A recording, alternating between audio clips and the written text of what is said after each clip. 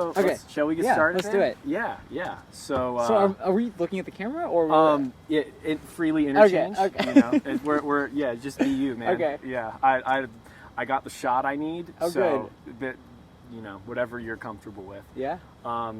So welcome to this first installment here of the Adapt and Thrive conversation series, and this series is all about me talking to different people in my network that are creatives, educators, people working in healing arts, and just seeing what they've gone through in the COVID times in order to take their work and change it so that they can better serve their communities and so that they can thrive in their own lives.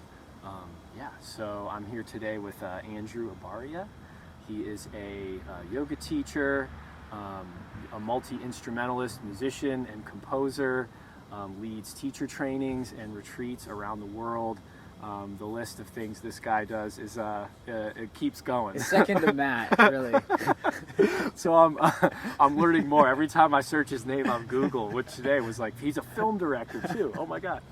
So Andrew and I met at a vipassana retreat a couple years ago, and for those of you who are unfamiliar with vipassana meditation, these retreats from SN Cuenca, basically you're just hanging out for 10 days, fully cut off from the outside world, meditating for 9 hours a day, eating a couple meals, and doing nothing else. No TV, no books, no writing, no phones, no nothing. And we went through that experience together and connected afterwards and exchanged info.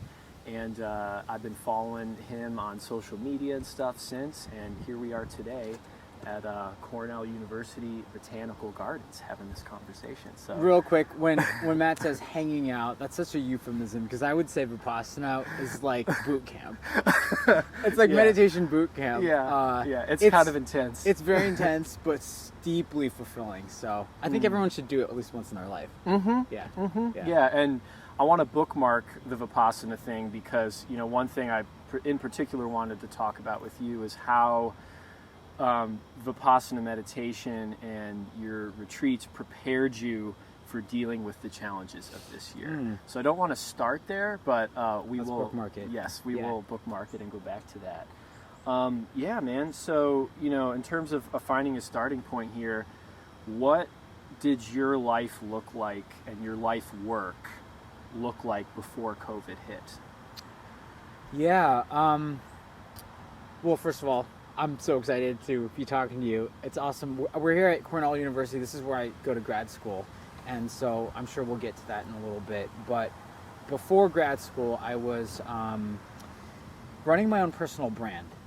What does that mean? It means that I was creating products and services that I was intrinsically tied to. It wasn't just creating products and experiences that were independent of me. My persona and the community that I built was inherently tied to those experiences. I ran a yoga teacher training business for 3 seasons. It's still running. I'm thinking about continuing that, even though I'm in school right now. And that business is called Yoga Masterminds. It's a 200 and 300 hour training program, and that was sort of the flagship business for me. The community I built through that is super memorable, and as you know, the community, at least in yoga, it's pretty fluid. You can be someone's teacher, but also someone's friend, and it's just a really special experience to be around like-minded people in that way. So I ran this yoga teacher training business. I also ran a annual adventure retreat business called Deeper Retreats. And is that Iceland every year, or? We did Iceland, we did Switzerland. This year was supposed to be Ecuador, obviously with COVID. That didn't happen. But that was another project that I was involved in, and again, that had its own community, its own feel. And all these things that I'm creating ultimately are reflections of me. And I love speaking to people like you, where it's very similar. It's like you can't escape what you're putting out there in the world, because you're really doing it with all of your heart and all of your intellect, and it's not just this removed product that you're just pushing out to people. Additionally, I've been playing music my whole life. I was a music major in college, And one cool project that I did musically was that I would create a soundtrack to each of these retreats that I was leading. So I created an album in 2018 called Iceland, and then we went to the Swiss Alps in 2019, and the tiny town, which I think is like a gem in the of the Swiss Alps, was called Murin. So I created another album in 2019 called Murin. Again, obviously we weren't able to go to Ecuador, but had there been an Ecuador experience, I think my album would have been called Ecuador. Nice. Well, that's another commonality we share, man. Yeah. Location-specific music is, Yeah. you know, you get when you're in those powerful places, they move you to make something happen. Absolutely. Yeah. So that was my life basically before COVID. Yeah. Obviously, you know, the in-person experience has changed. It's sort of become obsolete, at least for now. And so a lot of what I did with the yoga training was through Zoom, which forced me to, you know, on the spot, reimagine what a teacher training could be and really get deep into why does a teacher training exist? What are the key elements of a teacher training, and do they need to exist in the forms that we see as obvious, or these forms that are just like the way it should be? And it really forced me to think about what is at the root of the purpose of the experience. And I was able, hopefully my students have good reviews, but I was able to convey that experience through a screen and create different types of programming to get the same content through. So that experience actually really inspired me to take a moment to focus on business, and that's why I'm getting my MBA here. Before you head down that road, man, I want to pause you for a second. So when you're talking about having to, I'm guessing you had to pretty quickly adapt your program to Zoom format. Yeah, unexpectedly, it was like everything. Were you in the down. Middle of the training? Yeah, or? we actually had 2 weeks of real in-person training, and wow. Okay, so it was like instant. So it sounds like there was, so obviously there's a big pattern interrupt, and at this point you're probably pretty comfortable doing your teacher trainings. Like you have a way that you approach it, you kind of have a codified way of how you do it, and then all of a sudden it's like bam, big wrench right in the middle. Absolutely. So did you find that like that sort of made you examine what was actually important about it and maybe what could be trimmed out, or just maybe got you looking at it in more of an objective way? Yeah, I think what you just said, looking at an objective way, was really what I was forced to do, right? Because again, I couldn't just do a rinse and repeat, sort of mindless repetition of it. I had run it 2 years prior, and it kind of really inspired me to think about, you know, this content, like 90% of it, I can really convey it to the same degree, and there's some benefits to even doing it online that aren't available when you're in person. Elimination of commute. You can re-watch the lecture, you know, and learn that way. I know as a grad student, I'm doing that constantly, re-watching my lectures because I can't get everything the first time. And now it's really inspired me to think about, hey, can I take this into a digital platform and not be location specific and reach more people with this programming? So, you know, when I think about my 2 years here, which I'm assuming will go by super fast, the intention has to be clear for me in order to really be confident what I'm doing here. And I think one of the main goals is to get Yoga Masterminds onto a digital platform and create community online. And that's what one of my focuses are here. Yeah, cool. So that leads into another question that I want to ask a little bit down the road. But as this was playing out, and as like COVID initially struck, and you saw that you were going to have to make some big changes in order to continue things, like how did that land on you personally? Because I feel like everybody, no matter how they're dealing with all this, they had that moment of realizing like, oh shit, you know, everything is changing. What am I going to do? So I'm curious, like being the person that you are, having a spiritual practice, like what was that time like? What was your experience like around then? Yeah, you know, I can only speak about myself and my experience, but I'm sensing from colleagues and friends and family that it was sort of a big, universal awakening for everyone to really focus and get clear on what matters most. Yeah. I think, when the world is sort of forced to stop and we're in our confined spaces, it's kind of like vipassana, actually. Yeah, we were prepped for it, man. We really were. Yeah. It gives you time to think about, why am I living my life? Life is so short, and you only have one life, at least in this body and in this incarnation. Yes. One thing I do love about the vipassana perspective, it's like the urgency that's there of like every moment is precious. What are you doing with it? Yeah, and exactly. What are you doing with it? And so, I think there was been a lot of shifts with career aspirations and just personal values, and really making sure that your time is allocated towards those things. So when this thing happened, it was a shift for me to think about what really matters most to me. Yeah. And then at least with this training that was in the midst of running, I sort of didn't even have time to process. I was like, all right, let's get the Zoom thing going. So you immediately jumped into go mode. Yeah, because I think, the point of the training is not to do this thing where we all gather in a room and then I point to a whiteboard. That is cool. That's an incarnation that's worthy. But there's other ways of getting that information across, and it's not about me and what I wanted to do. It's about these students that paid a lot of money and devoted 3 months out of half their week for 3 months to be with me.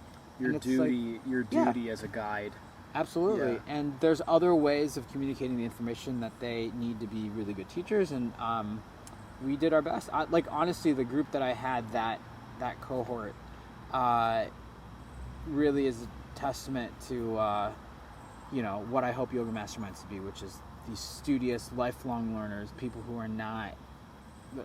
who are willing to do the work, and as we were talking earlier about understanding how the body works, you can't fake that. You either are authentically talking about your experience, or you're just repeating something that someone told you from the book, right? Which is not what Yoga Masterminds is about. It's about authenticity. And what does that mean? It's actually living it in your body, experiential, and then having the mental acuity and articulation to get it across to other people. I love that. So, yeah, that's the magic right there, man. Oh yeah, it's experience and mind, body and mind. You can't just fake it or Yeah, we need to develop the observational prowess to take our complex experience and relay it into something that we can learn from and share. And it sounds like that's what your program is doing. Oh yeah, you just summed it up in 2 sentences. It Nice. took me 2 minutes. But so what I heard in what you said, man, is about like getting back to this duty thing, and you immediately jumped into go mode because you had that sense of sacred duty, or that you were clear about what your service is. Your service to humanity is facilitating this process for these people, and that's what allowed you to jump right in. Yeah. So I'm seeing that there, and I just want to think about the folks who may be watching this and didn't find that sense of duty, and are maybe struggling to find still what that thing is to direct their energy towards to make the shifts right now. And for me, man, this last year I've been focusing so much on learning how to serve more and taking more attention off of me and how I can use what I have to offer to serve others. So I think it's beautiful that your action was driven by your perceived duty to serve your people. And for anyone, I think, who's maybe having that trouble finding that purpose, if they look for what they can do with their talents in order to serve their community in some way, then that could lead to another opening. Yeah, and it's so interesting. I'm focusing here in business school on entrepreneurship, and that's sort of a philosophy. It's don't just push products out there without any understanding of the problems that people are facing. In entrepreneurship, you're solving people's problems. That should be the lens with which you approach entrepreneurship. Now, as a creator, our culture doesn't really do that. our culture doesn't do that. And then I don't know if you feel this, but as just an artistic creator of things, sometimes you don't have that end goal in mind, and you just want to express what has been ushered through you. Yeah. And so I find that that's an interesting balance for me. It's like to be expressive without haste and without restraint, but then also to have this mindset of knowing who it is I'm serving and how my, like you said, skills and talents can help other people. It's this really interesting balance. Like ideally, I think you need to be good at both. Yeah. So it's kind of like the your last video, man. There's elements of feminine and masculine in that, of being very directed and focused and applying towards a specific thing, and then like a certain degree of feeling and receptivity, right, and opening to intuition, so that what you receive, what insight you receive in that state, can inform your action. Oh, I love it. In clearer ways. Yeah. You know, it'd be awesome if everyone could use this language and you know, you can get in some rough territory talking about it with maybe folks who aren't primed, you know. Yeah. Yeah, man. So that's awesome. And you when you were talking about wanting to take the Yoga Masterminds platform online more, that leads into me asking you about like what new openings, what new creative beginnings are you seeing blossom from this time, and what things do you feel like maybe it's time to leave behind? It's just a good question. Because it sounds like things are shifting for you in terms of your work. Yeah, I'll start with the openings. I think again, putting an experience on a digital platform objectively expands the net of people that can be part of this community, right? So normally you would run a training and you'd be in a room and people would have to drive to the location, right? So I don't know, you'd have to be within a 50-mile radius, and I'm being generous because I don't think people will drive 50 miles these days to show up 3 or 4 times a week. But that is a limiting factor in being able to disseminate information. And so I think the one opening that I saw through the last 6 months is that if you can work with technology and use it to as a vehicle to expand your the net, then more people benefit. And you're not location specific, and you're more mobile and agile as a business owner. So there's that. I think that's sort of the biggest awakening for me. Do you think that'll, like, what sort of in-person work do you want to continue? Because I've been kind of going through the same thing of, like, throughout the whole year, doing a lot more work that's digital and content oriented for the same reasons you just outlined. Yet, like, the in-person experiences are so meaningful and powerful. Oh, absolutely. Especially. Even just being here with you today. Yeah. Like, it's, the way, the connection in person. So do you plan on continuing the retreats when you can, or? I mean, I think I'm looking at these 2 years as sort of hibernation mode for me, and getting clear about where to put my energy, and sort of like a timing structure because as you know, being a multi-passionate person, we can go in so many different directions. And I think these 2 years are just a specialized focus for me in business, which I love, again, creating things out of nothing. I like numbers. I like creating things and giving it to people and watching them use it or experience it. That's not all of me, but I just like when you do a yoga teacher training, it's not like that's your life and you have no dimension to you beyond that. I'm looking at these years to focus on that one skill set, and then to sort of remove myself from the normal systems that I've gone through in a regular life, or in my regular life or season of sorts, and then to really think about what is the life that I want to lead after this hibernation mode. So this is, you've just kind of embraced it as a giant pattern interrupt to come back and reimagine another version of Andrew's life that feels really thriving and alive to you. and recede a little bit in order to reapproach. Yeah, I mean, that's another great way of putting it. That's another door that's opened, is that, because a lot of industries are in a standstill, this might be a really good time to, go back to school, I've always wanted a grad school degree. Yeah. And so this seems like a good time for me to do that. So. Yeah. Nice. Yeah. So that's great, man. I mean, I think all of us, like, in whatever walk of life we're at, we can apply that principle now in some sort of development that we want to make, or even if it's a hobby pursuit, something enriching for the individual. Like, it's a good time to act upon that.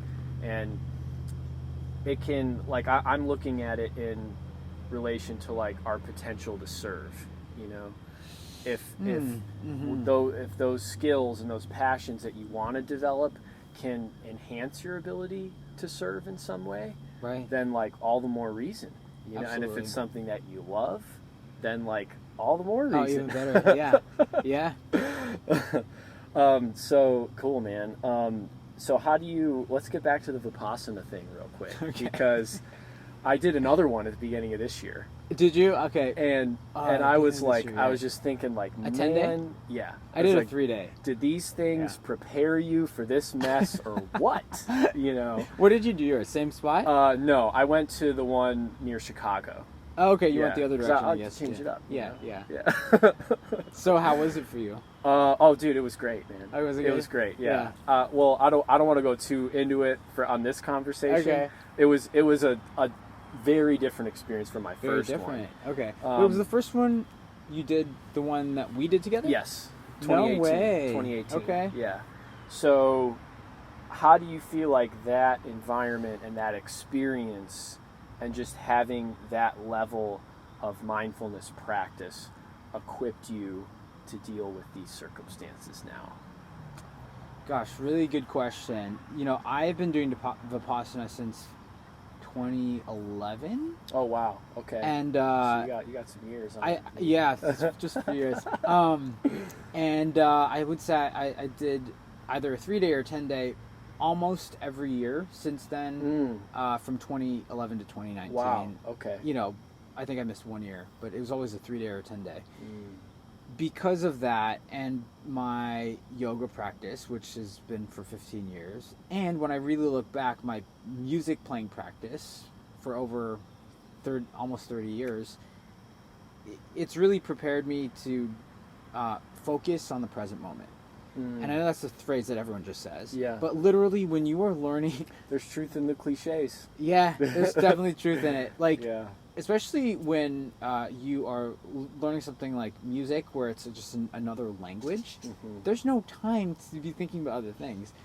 You were trying... That's one thing I love about rhythm and melody, is that the rhythm is the flow, and then you're reading this new language and expressing yourself through this codified set of sounds, and this flow keeps you going and sort of keeps you accountable to the present moment. Right, because it's unfolding in real time. Yes. Yeah. It's unfolding in real time. Yeah. So there's that. And then, with yoga, you're moving with your breath. And then there's that sense of rhythm and accountability with each of the cycles.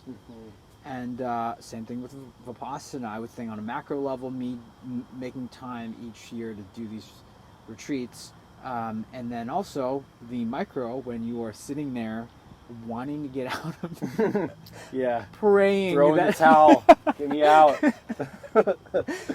Yeah, so I don't want to spoil the surprise for you guys, but there's a lot of meditation, and there are certain like cues that indicate you're done with that one session. So much of the time I'm like praying to get that cue, because when is it gonna happen? So anyone who's done a Quaker retreat, that's the little insider for you. Yeah. So I think just the practice of, it's so interesting. How do I put this?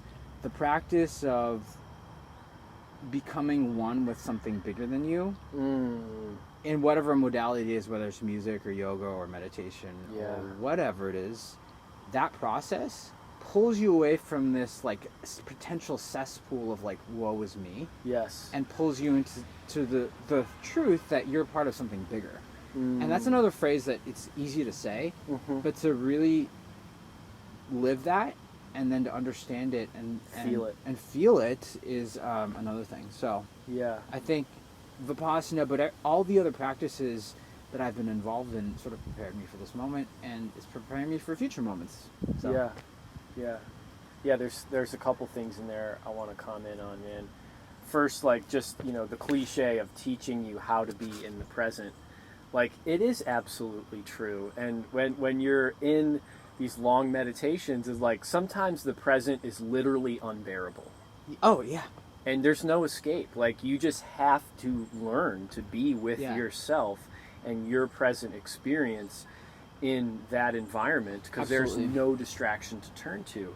And so, like, to getting the training to learn to be with that experience, I felt like really equipped me to like tune, and sounds like you as well, to tune into the changing present circumstances that COVID brought, right, and to avoid a denial about the reality of it, and then open to possibilities of, okay, how do I show up now? How do I function and show up now with acknowledging this as the present reality? I love how you actually made what I said like more concrete and real. Like, yes, you have a choice. You can either, in any moment, you either can accept it. Doesn't mean that you have to like relish it and love it. Yeah, it doesn't. Accept does not mean enjoy. Let's be clear on that. Yeah. And I think the thing you learn in vipassana is that the more you fight against what is, the more chaos you create for yourself. Yes. So, I want to reiterate that for the viewers. The more you struggle against what is, the more suffering you create for yourself. Yeah. Very, very powerful lesson. Learning that has completely changed my life in so many ways. Yeah. I mean, and I can see it too, like with how you're passionate about what you do. You aren't wasting your time doing things that aren't meaningful. Like it's pretty evident, and that's what I mean. Like, you either, like what you said, you either live it and you feel it and you understand it on that level, or it's just some pleasantry that you just spit out every once in a while to say you did it, or Yeah. Yes. Well, that's awesome, man. I feel like we sort of got that same ability to roll with what COVID brought. And I wasn't perfect. It's a messy process. It's super messy. Yeah. You just know that you have to start being open to making change and then trying things. Right. None of it is seamless. But it came from that, the Vipassana training to accept what's happening and roll forward. Yeah. So to close out, man, any other broader thoughts on like looking at the larger perspective on what COVID is, what we're going through karmically from all this, just like, what's your, 100,000 foot perspective on all this right now? I don't know if it's 100,000 foot perspective, but I do want to commend you for reaching out to me and for embodying this idea that you can co-create what you want for your life, right? Because COVID happened and everyone quarantined in their own corners, right? And everyone's by them. And for a while it felt like, well, no one's going to come save me, or like I'm by myself. No one's going to come rescue me, right? Which is a truth that we kind of need to acknowledge. Once you acknowledge that, like, things aren't just going to come to you while you're sitting down on your couch watching TV. Like, you really have to make the life that you want. Yeah. You really got to create the connections and the community that you want to create for yourself and for others. And I'm excited to be the first person in this series, because it's I think what you're doing is inspiring. It's going to inspire a lot of people to create the life that you want to create the community that you want to create, and that happens through people like you, man. Well, great. My friend my friend Bobby at the climbing gym kind of recently, we just had a conversation about the exact same thing you just laid out, which he's like, basically the universe doesn't do anything for you unless you put out there what you co-create with it. yeah, unless you put out there what it is you're trying to create or manifest or make happen.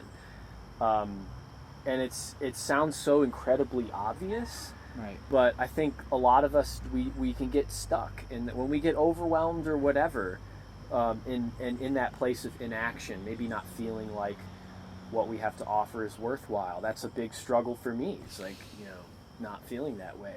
But like when you start to, I'm experiencing with this whole COVID thing, it's like when you start to get clear about what you want to create in your life and in your service work, then like the universe starts starts aligning things for you. You get these curveballs like COVID, and it makes you realize, is the locus of control on the outside? Am I just a slave to the outside, and if I get quarantined, that's it, I'm doomed for the rest of my life? Or can I go with that, lean into it, and then also realize that the locus of control is on the inside, and that we have the power to co-create with the force that's way bigger than us. Yes. Aligning with the practice that's larger than you. And alignment has been a huge word for me. Yeah. We can keep going for ages. So, but I like that connecting point there, man. This parallel between, flowing with what is, putting things out there that you want to create, and also like immersing yourself in a practice that's larger than you. Because even when you are imagining your creative life, you're still working with something that's larger than you. Oh, yeah. It isn't all you. So there's a lot of parallels there. I'm gonna have to chew on that to come up with a way to articulate it better. I think you did pretty good. Yeah, you did pretty good. Dude, well, thank you so much, man. Thanks for your work and all the people's lives that you are making a huge difference in, and your drive to keep developing yourself, like at this phase in your life, taking this retreat to gather a massive new skill set, going to freaking graduate school at Cornell, like that's no small undertaking. And I'm excited to see like what you're gonna come out of this on the other side creating. Yeah, just like you said, it's like this big leap of, I don't want to say leap of faith, but it's like this trust that this experience will develop me in a very meaningful way. I cannot control the next 2 years. Yeah. But I need to You can control how you show up. I control how I show up. I need to add to the experience. I need to be present, but not controlling, and that's a big thing I'm learning these days. Yes. So. Beautiful. Yeah. All right. Well, thank you, my friend. Yeah, thank you for having me. It's been awesome. Awesome. Namaste to you.